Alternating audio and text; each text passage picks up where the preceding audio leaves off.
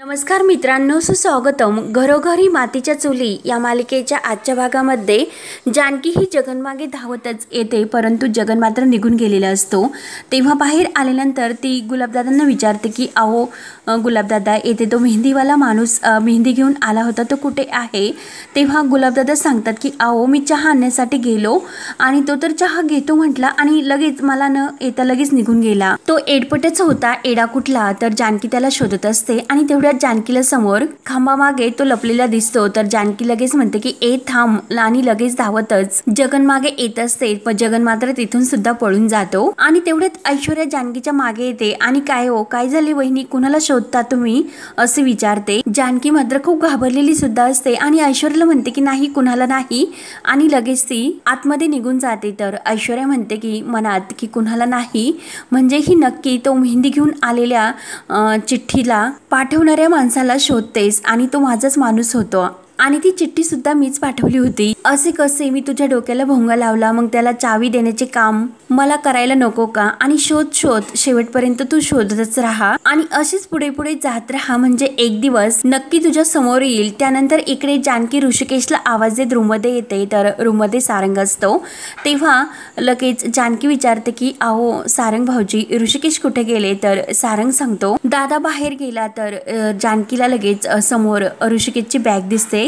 Janaki bag बघून सारंगला विचारते की ऑफिसची बॅग तर येतेच आहे, मग नक्की कुठे गेले असतील? तेव्हा सारंग म्हणतो की बाहेर म्हणजे तो ऑफिसमध्ये नाही, अगं इन्व्हिटेशन देण्यासाठी गेला. तेव्हा जानकी म्हणते की हो का? तर लगेच सारंग म्हणतो माझ्या सासरे बुवांना. तर जानकी ते ऐकून अच्छा बोलते, परंतु जानकीच्या डोक्यात मात्र वेगळेच विचार असतात आणि ती थोडीशी घाबरलेली दिसते. तर सारंग तिला विचारतो की काय ग वहिनी, काय झाले? तू इतक्या टेन्शन मध्ये का दिसते? काही काम होते का? तेव्हा जानकी म्हणते की काही नाही आणि लगेच जानकी रूमच्या बाहेर येते. तर सारंग विचार करतो की वहिनीला कसले टेन्शन आले असेल. त्यानंतर इकडे ऋषिकेश सयाजीरावांच्या घरी येतो. कावेरी आणि सयाजी काका हे समोर बसलेले असतात. तर ऋषिकेश त्यांना नमस्कार घालतो.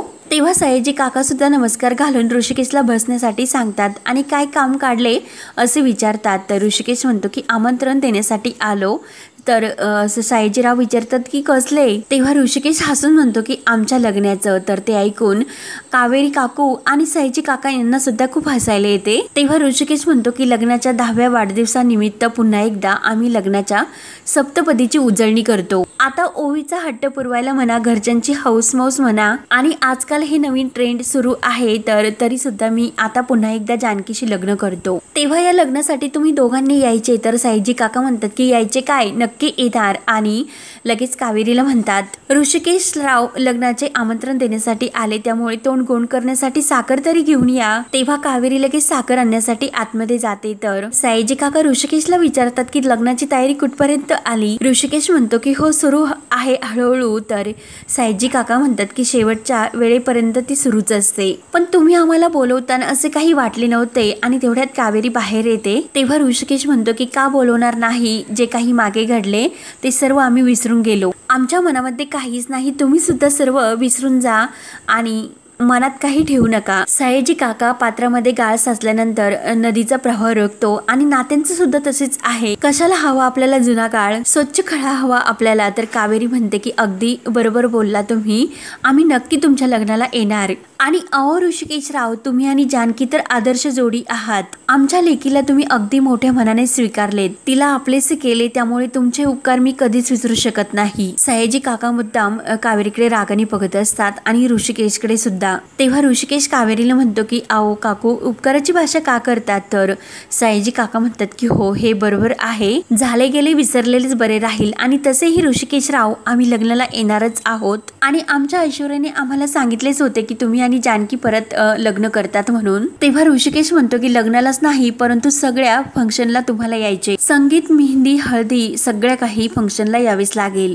मी तर म्हणतो की तुम्ही आत्ताच चला. आणि दोघांना हसू येते आणि सयाजी काकांच्या हातामध्ये पत्रिका देत म्हणतो की रणदिव्यांचा मोठा मुलगा म्हणून मी स्वतः तुम्हाला हे आमंत्रण देण्यासाठी आलो, त्यामुळे सयाजी काका आणि कावेरी काकू तुम्ही लग्नाला नक्की या. तर सयाजी काका ऋषिकेशच्या हातामध्ये नारळ हे सर्व देऊन म्हणतात की येणार काय, नक्की येणारच. आणि ऋषिकेशचे तोंड सुद्धा गोड करतात. वर ऋषिकेश निरोप देऊन निघून जातो. तर कावेरी आतमध्ये जाते तर सयाजीराव ती पत्रिका आपल्या हातात घेतात आणि काय रणदिवेंचा मोठा मुलगा म्हणून स्वतःला म्हणतोस, परंतु तू सावत्र आहे सावत्र. सुमित्रा वहिनींचा मुलगा तू नाहीस. जेव्हा तुला हे कळेल तेव्हा बघूयात की तुझा हा मोठेपणा कुठे जातो. तो परका आहेस तू परका, बघूयात की. त्यानंतर इकडे मेहंदीची सर्व तयारी झालेली असते आणि सर्व मैत्रिणी आलेले असतात. जानकीला म्हणतात की जानकी खरंच खूप छान दिसतेस. जानकी खुश होते आणि मेहंदीचं ते भांडं भिजवलेलं घेऊन येते आणि शर्वरीच्या हातात देते. शर्वरी म्हणते की वहिनी खरंच खूप सुंदर दिसते. तर जानकी खूपच लाजते. तेव्हा लगेच ओवी म्हणते की आता मेहंदीचा श्रीगणेश सुरू करायचा का, मग सर्वात अगोदर माझ्या हातावर मेहंदी काढायची. तेव्हा शर्वरी आणि जानकी एकमेकींना काहीतरी खुणावतात. तेवढ्यात आजी येते आणि नाही सर्वात अगोदर माझ्या हातावर मेहंदी काढायची असे म्हणते. जानकी म्हणते की हो आजी अगदी सुंदर दिसेल. आजी म्हणते की अगदी कोपरापर्यंत. तेव्हा शर्वरी म्हणते की मला असे वाटते की अगोदर आपण मेहंदी आईच्या हातावर काढूयात. तेव्हा सुमित्रा म्हणते की हो माझ्या हातावर काढली तरी चालेल. ओवी मात्र खूपच चिडते. तेव्हा सुमित्रा म्हणते की अगं नवरी कोण आहे. मग जानकीच्या हाताला धरून तिला पहिल्यांदा मेहंदी काढण्यासाठी बसवते. जानकी म्हणते की आई मी काय म्हणते की सर्वात अगोदर मान माझ्या नणंदबाईचा म्हणजे शर्वरीचा, म्हणून जानकी शर्वरी वंशनला मेहंदी काढण्यासाठी बसवते. ओवीला मात्र रागच आलेला असतो आणि शर्वरी जानकी मुद्दाम हे सर्व बोलत असतात. ओवी लगेच शर्वरीला उठवते आणि हे काय आहे, मी तुम्हाला अगोदरच सांगितले होते की अगोदर माझ्या हातावर मेहंदी काढायची म्हणून. या घरात तर लहान मुलांकडे कोणी लक्षच देत नाही तर सर्वांना अगदी गोड हसू येत असते. तेव्हा शर्वरी म्हणते की हो का, आणि ओवी आम्हाला माहिती होते हे सर्व, परंतु बघूयात की तुझ्या गालाच्या ह्या फुगवड्या किती फुगून बसतात. तेव्हा सुमित्रा खुशून म्हणते की पहिला मान ह्या लाडूबाईचाच. ओवी खूपच खुश होते आणि खरंच असे विचारते. तर जानकी म्हणते की नाहीतर काय, हा सर्व घाट तर तुझ्यामुळेच घातला, तुझ्यासाठीच. तेव्हा ओवी मेहंदी काढण्यासाठी बसते तर लगेच सुमित्रा जानकीला विचारते की अगं पण ऐश्वर्या कुठे. तेव्हा जानकी म्हणते की आई ऐश्वर्या तर येथेच होती, आता ती दिसत नाही पण असेल इथेच. मी ओवीकडे लक्ष देते तोपर्यंत, म्हणून जानकी ओवी जवळ जाते. तर इकडे संजना बाहेर येते. ऐश्वर्या लगेच संजनाला मिठी मारते आणि तू आलीच असे विचारते. तर संजना म्हणते की मी संजना आहे, येणार नाही का तू बोलावल्यानंतर. मी येणारच आणि हे बघ मी सर्व काही प्लॅन व्यवस्थित करून आले. वेगळ्या नंबरचे सिम कार्ड सुद्धा मी आणलेत, बोल काय करायचे. ऐश्वर्या म्हणते की ऑपरेशन ऑन. लगेच संजना वेगळ्या नंबरवरून ऋषिकेशला कॉल करते. तेव्हा ऋषिकेश तो वेगळ्या नंबरवरील कॉल बघून म्हणतो की हा तर वेगळ्या नंबरवरून कॉल, आणि लगेच कॉल घेतो. तर संजना लगेच आपला आवाज बदलते आणि नमस्कार सर असे म्हणते. तर संजना म्हणते की आपली ओळख नाहीच, परंतु मी जे काही सांगते ते अगोदर ऐकून घ्या. तेव्हा ऋषिकेश विचारतो की म्हणजे नेमकं काय. तर संजना म्हणते की म्हणजे तुमच्या विरोधात तुमच्या घरामध्ये एक मोठं षडयंत्र रचले जाते आणि ते सर्व तुमची जवळची व्यक्तीच करते तुमच्या बरोबर, आणि त्यामुळे ऋषिकेश रणदिवे तुम्ही सावधच राहा. तेव्हा ऋषिकेश म्हणतो की एक मिनिट, तुम्ही तर आत्ताच म्हटलात की आपली ओळख नाही म्हणून, मग माझे नाव तुम्हाला माहित कसे. संजनाला चिड येते. तर ऐश्वर्या म्हणते की ओके कम डाऊन, आणि लगेच संजना परत फोन बोलण्यासाठी घेते आणि अहो ज्या अर्थी मी तुम्हाला फोन लावला त्या अर्थी मला तुमचे नाव तर माहितीच असेल. तेव्हा ऋषिकेश विचारतो की तुम्ही नेमकं कोण बोलता हे सांगता का. तेव्हा संजना म्हणते की ते महत्वाचे नाही, मी तुम्हाला जे काही सांगते ते ऐकून घ्या, कारण आमच्याकडे जास्त वेळ नाही. तुमच्या घरामध्ये तुमच्या विरोधात एक मोठे षडयंत्र रचले जाते आणि हे सर्व तुमची जवळची व्यक्तीच करते. ती व्यक्ती तुमच्याशी खोटं बोलते, त्यामुळे सावधच राहा. तर ऋषिकेश म्हणतो की षडयंत्र, सॉरी पण आमच्या घरी अशा गोष्टी होत नसतात. तेव्हा संजना म्हणते की अहो तुम्ही भ्रमात आहात, परंतु तुमचे हे भ्रम लवकरच फुटणार. मी तुम्हाला काही सांगते ते ऐकून घ्या की तुमची जवळची व्यक्ती तुमच्याशी खोटं बोलते. तेव्हा ऋषिकेश म्हणतो की कोण आहे ती व्यक्ती. तर संजना म्हणते की घ्या म्हणजे सर्व काही मीच तुम्हाला सांगू का. अहो तुम्ही शोधा आणि ऑल द बेस्ट असे करून लगेच फोन कट करते आणि मोबाईल मधून लगेच ती सिम कार्ड काढून फेकून देते. तर ऋषिकेश पुन्हा फोन लावत असतो, परंतु फोन काही लागत नाही आणि विचार करतो की हा कसला फालतूपणा.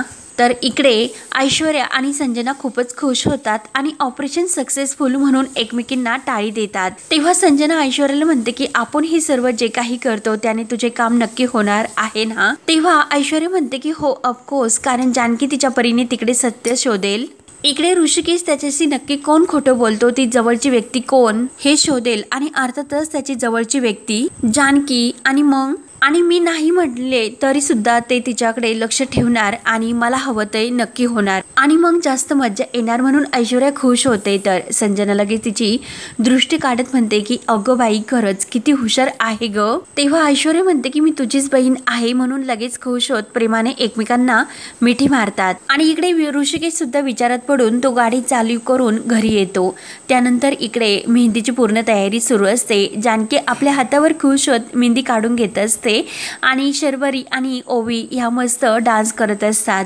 आजी सुद्धा डान्स करण्यामध्ये मग्न असते आणि हे बघून जानकी खुश होते आणि तेवढ्यात तिच्या जगनने जे काही तिला बोललेले असते ते सर्व बोलणे आठवते आणि त्या चिठ्ठीत जे काही लिहिलेले असते ते सुद्धा जानकीला आठवते आणि जानकीचा लगेच मूड बदलतो, तिला टेन्शन येते। आणि जानकी जेव्हा हिम्मत काकांच्या घरी आश्रमात गेली होती तेव्हा तिला तो फोटो समोर दिसलेला असतो की नानांसोबत जी बाई असते ती तिला दिसते आणि समोर मेहंदी काढताना सुद्धा तीच बाई तिला दिसते कारण तीच तिच्या हातावर मेहंदी काढते असे जानकीला वाटते आणि जानकी लगेच धक्का बसून लगेच उठते। तर लगेच त्या मुलीच्या हातातील ते मेहंदीचे भांडे खाली पडते, ते भांडं खाली पडून मेहंदी सांडली जाते। हे बघून तर सर्वांना खूप धक्का बसतो, जानकी खूप घाबरलेली असते। तर आजी म्हणते की काय हे झालं ना अपशकून। तेव्हा सुमित्रा म्हणते की आई जरा थांब, तू उगाच कशाचा संबंध कशाशी लावू नकोस। तेव्हा सुमित्रा जानकीच्या हाताला धरून तिला सोप्यावर बसवते आणि गुलाबदादांना पाणी घेऊन येण्यासाठी सांगते आणि जानकीला विचारते की काय ग जानकी अचानक काय झाले, तू इतकी दचकलीस का। तेव्हा शर्वरी म्हणते की काय ग वहिनी, अगं तुझे पहिले नाही तर दुसरे लग्न आहे आणि त्याच नवऱ्याशी इतके टेन्शन का घेतेस ग। तर सुमित्रा म्हणते की हे बघा नवऱ्या मुलीला तुम्ही असे चिडू नकास। तर लगेच ओवी म्हणते की आजी तू सर्व मोठ्या मुलींना धपक लाडू देणार। तेव्हा सर्वांना गोड हसू येते आणि सुमित्रा हो म्हणून लगेच जानकीला म्हणते की तू इथून कुठेही जाऊ नकोस, तू आता हाताला मेहंदी लावलेली आहे, शांतपणे बसून राहा। तेव्हा शर्वरी विचारते की अगं आई पण सर्व मेहंदी तर सांडून गेली, मग आपल्या मेहंदीचं काय। तेव्हा सुमित्रा तर विचारतच पडते। तर लगेच संजना आणि ऐश्वर्या आतमध्ये येतात। तर ऐश्वर्या म्हणते की मी आणली ना मेहंदी म्हणून सर्वजण ऐश्वर्याकडे बघत असतात। तर सुमित्रा विचारते की अगं ऐश्वर्या तुला कसे माहिती की मेहंदी सांडली म्हणून आणि तू मेहंदी घेऊन आलीच कशी, तू इतका वेळ कुठे होतीस।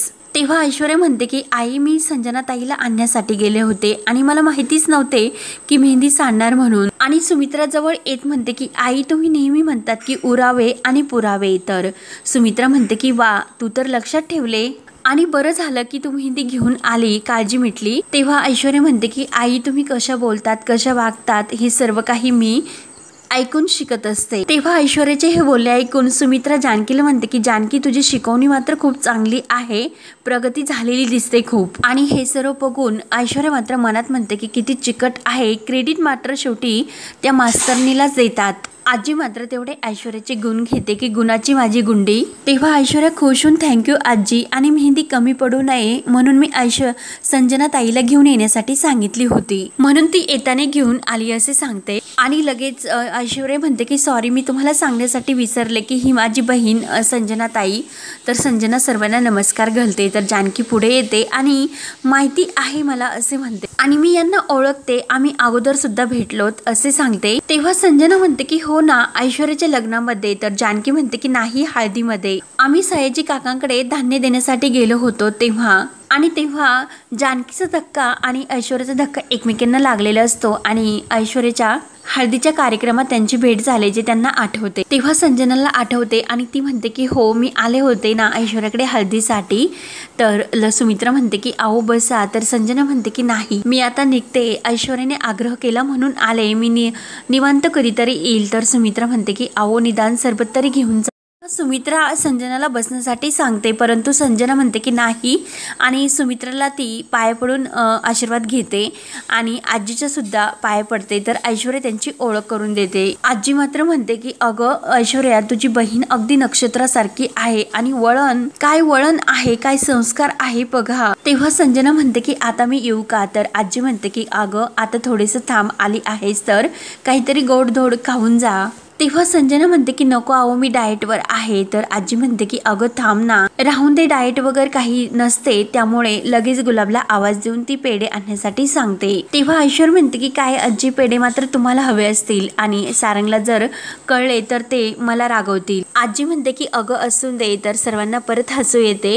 आजी संजनाला बारीक असा पेढा भरवते तर संजना ही पेढा खाल्ल्यानंतर जानकीजवळ येते आणि तिला कॉंग्रॅच्युलेशन्स बोलते दुसऱ्यांदा होणाऱ्या ह्या लग्न सोहळ्यासाठी। तर जानकी थँक्यू सो मच म्हणते तर संजना म्हणते की अगं जानकी तुझी मेहंदी खरंच खूप छान रंगून दे, ऑल द बेस्ट।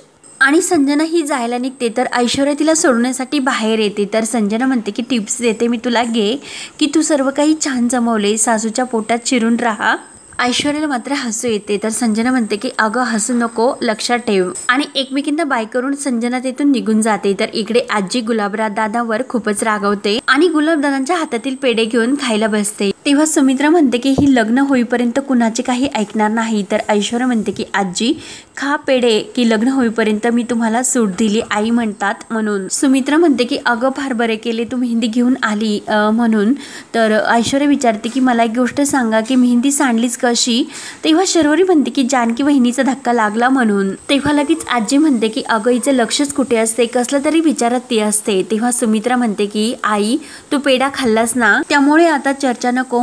सुमित्रा ती मेहंदी शर्वरीला चहाच्या पाण्यात भिजवण्यासाठी सांगते। त्यानंतर इकडे ऋषिकेश घरी येतो आणि त्याला संजना जे काही बोलणे आठवते, बोललेले असते तेच आठवते म्हणून तो परत त्या नंबरवर कॉल करत असतो परंतु तो नंबरला कॉल काही लागत नाही। आणि तेवढ्यात नाना मागून येतात आणि ऋषिकेशच्या पाठीवर हात ठेवतात। तर नाना विचारते काय रे ऋषिकेश कुठे बाहेर गेला होतास का? तेव्हा ऋषिकेश सांगतो की हो सयाजी काकांना आमंत्रण देण्यासाठी गेलो होतो। तर नाना म्हणतात की हो अगदी बरोबर केलेस। आणि नानांना म्हणतो की तुम्ही कुठे बाहेर निघालात का? नाना म्हणतात की हो जरा देवळात जाऊन येतो, थोडं अस्वस्थ वाटते। तर नाना जायला निघतात तर ऋषिकेश त्यांना थांबवतो। नाना तुमची तब्येत बरोबर नाही का? नाना म्हणतात की अरे काही झाले नाही मला, मी एकदम ठणठणीत आहे आणि आज जातो सर्वजण वाट बघतात। तेव्हा ऋषिकेश म्हणतो की नाना तुम्ही एकटे जाऊ नका, मी कुणाला तरी तुमच्या बरोबर पाठवतो। नाना म्हणतात की अरे काही काळजी करू नको, समोरच आहे मंदिर, मी जाऊन येतो। आणि ऋषिकेशला आतमध्ये जायला सांगून नाना निघून जातात। तेव्हा ऋषिकेश विचार करतो की नाना इतके अस्वस्थ का दिसतात, त्यांच्याही सुद्धा बाबतीत असेच घडले असेल की न सांगण्यासारखे, म्हणून ऋषिकेशला विचार येतो। तर हा भाग येथेच संपतो। पुढील भागामध्ये जानकी ही ऋषिकेशचा लॅपटॉप घेते आणि चिठ्ठीत जे सांगितलेले असते की सुमित्रा एंटरप्राइजचे अकाउंट चेक करण्यासाठी म्हणून ती लगेच ते अकाउंट चेक करत असते आणि ऐश्वर्या चोरून हे सर्व पाहत असते आणि ते सर्व बघून मला जे हवं तेच तू जानकी करतेस म्हणून ऐश्वर्या अगदी खुश होत असते। त्यानंतर ऋषिकेशच्या मोबाईलवर एक मेसेज येतो आणि तुमची जवळची व्यक्ती ही तुमच्याच जवळच्या सर्व गोष्टी चेक करून पाहते असा मेसेज। आणि इकडे जानकी ही ते अकाउंट चेक करते तर PPR या आश्रमामध्ये दर महिन्याला 3 लाख रुपये हे ट्रान्सफर होतात ही जानकीच्या लक्षात येते। आणि लगेच तो मेसेज वाचून ऋषिकेश आतमध्ये येतो तर जानकी त्याचा लॅपटॉप चेक करत असते आणि दोघे एकमेकांकडे पाहतात तर त्यांना धक्का बसतो। तेव्हा आता पुढे काय होणार हे पाहण्यासाठी चॅनलला नक्की सबस्क्राईब करत राहा। धन्यवाद।